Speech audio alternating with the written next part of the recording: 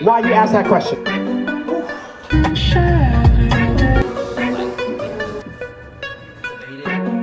Family, what is going on? Hey guys, welcome back to another episode. I appreciate you guys tapping in as I document this journey of the rebuild. And just to give you guys some updates, over the weekend, I was chatting with, going by and looking at all sorts of different gyms around the Houston area, looking for a place where I can train my clients out of in the interim until I lock in a location and open my own gym here in Houston. And so after a process of elimination, one of the places I settled on was here in East downtown Houston. And so I'm so sorry, I actually forgot to film this part, but I went and met with the gym owner this morning for the second time actually meeting them, and agreed to train out of their place. And to give you some of the context around that and why I chose it, was number one, location. It's literally 6 minutes from my house. So super convenient. Number two, it's a CrossFit gym. It has all the equipment that I'm gonna need for me training my clients. So that's a huge win. And then pricing, the monthly fee. I was looking at a lot of gyms and it's expensive to rent other people's gym. Who would have known? And so this was one of the most favorable prices. To give you what it is, it's $650 a month for me to train my clients out of there, up to 20 hours of training. And so that's plenty enough for me to train my small groups out of there and cover rent and then make some, right?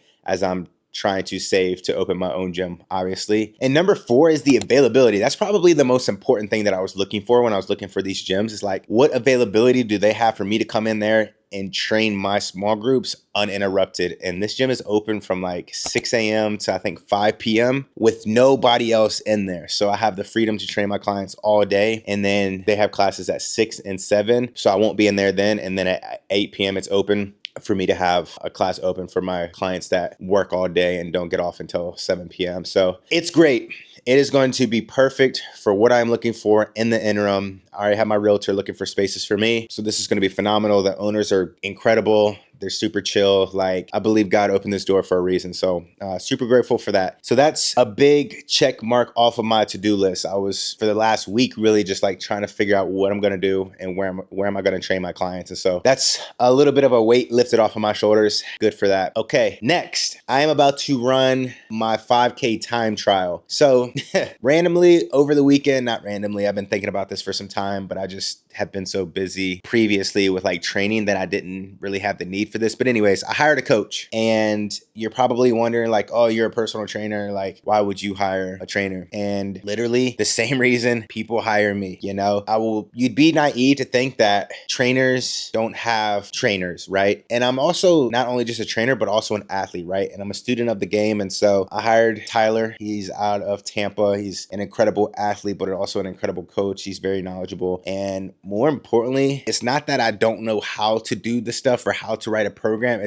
I am literally hiring him for the accountability, because I can write my own workouts and I've been doing this for years. But you always, like, especially when you're trying to take a goal serious, it's like you can write your workout and you give yourself these hard workouts. And then when it comes time to do these workouts, it's super easy to talk yourself out of doing these workouts, especially if you write them for yourself. It's like,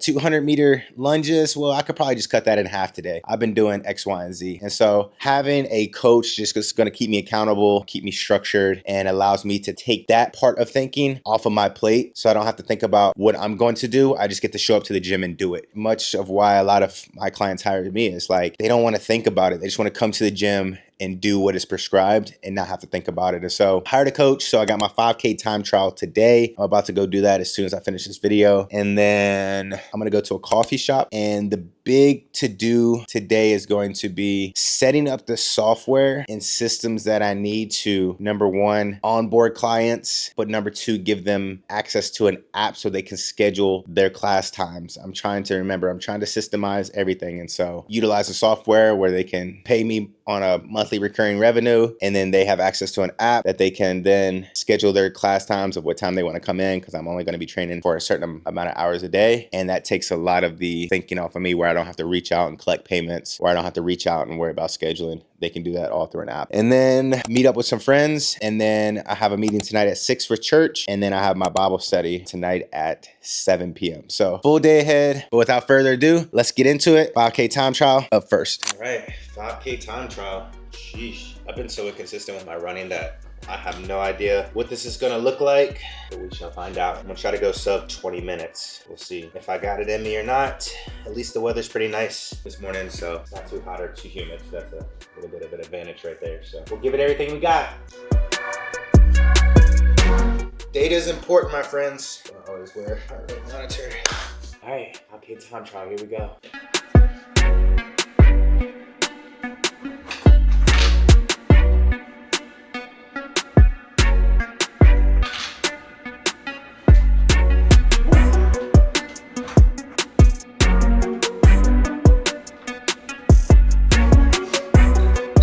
Woo, 5K done, 5K time trial done. That was tough.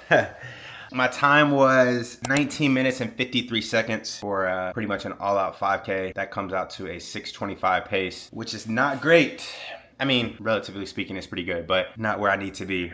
I need to be running 5Ks in like a 5:35 pace, but we got to start somewhere. So that's that. I'm gonna shower, cook lunch, and then or breakfast, and then hit to this coffee shop. So, whew, glad that's over with.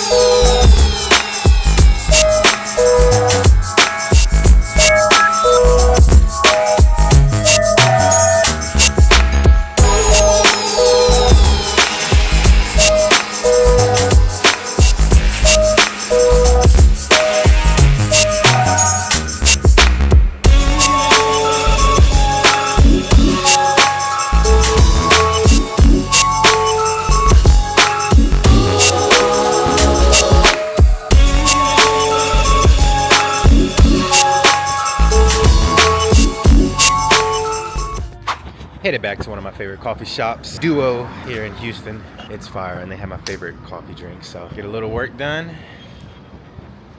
and be great today.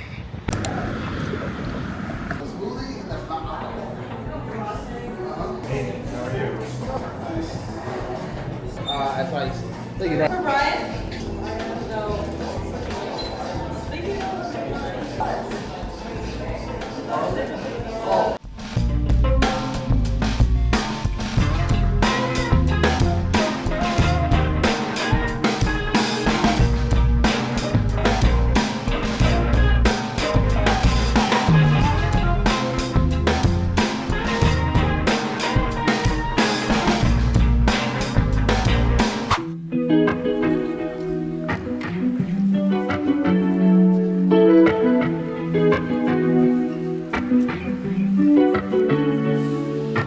Family, we just had a productive day, man. So as I mentioned before, I found the gym, so I was just setting up memberships and scheduling for my clients, which I got signups already, including this gentleman in front of me who's locked in for 3 times a week with me. Also got business insurance today, which is obviously important. So that was cool, and also finished the next 12 weeks of programming for my small group training. So a lot got done today. Now we are shifting gears to talk about ministry. Anthony is the director of guest experiences at church. I'm his co-lead, and so we're just talking through ministry and how we're going to continue to build God's church. And so excited to have those conversations now.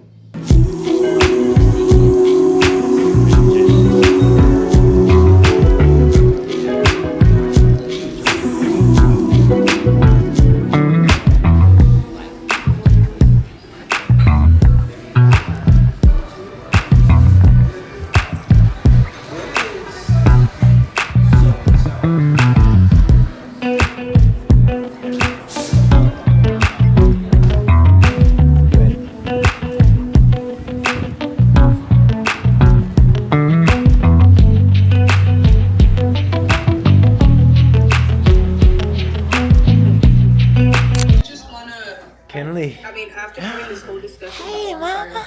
Did you want to say something? What's she doing? I just feel because like this Sunday we're gonna be at a different location. Yeah. I'm not enlisted, so yeah. Yeah, first time we were in the Cullen Theater, I kind of have an idea of how I've been told a lot of the time that the usher team is very well put together, and we seem very we seem very wanted. Yeah. So I just want to say that to everybody. You know, I appreciate you all. I feel like we work together well as a team, and for the most part, I feel like we are all on the same page. There's been stuff that we learned. Give me some, baby.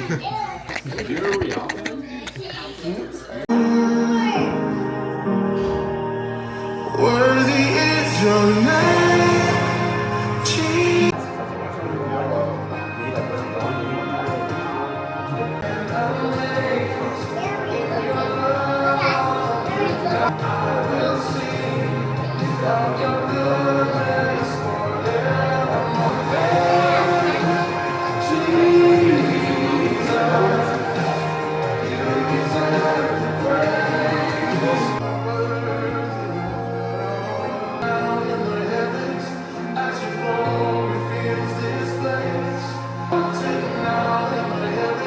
All my Pharisees, you're dismissed. Come on, all my real people, come on. You had homework, you forgot to do the homework. Okay. I already know the first question you asked all your friends when you got to school that morning. Did you do the homework? Why you asked that question? You asked that question because you don't want to be the only one who didn't do the homework. Something about their mediocrity makes your mediocrity feel a little bit better. Dysfunctional, he gets you. Yeah, he church and you church hurt, he gets you. That's the problem, baby girl. You've been dating people who get you. What you should say about a man you're dating is he confronts me, he challenges me, he calls me higher. Oh, he's got a standard that's higher than my standard. Oh, ain't nobody gonna help me in his Presbyterian. The communities that I've grown up in and like or I've cultivated have been with that at its core. Like we tell each other the truth.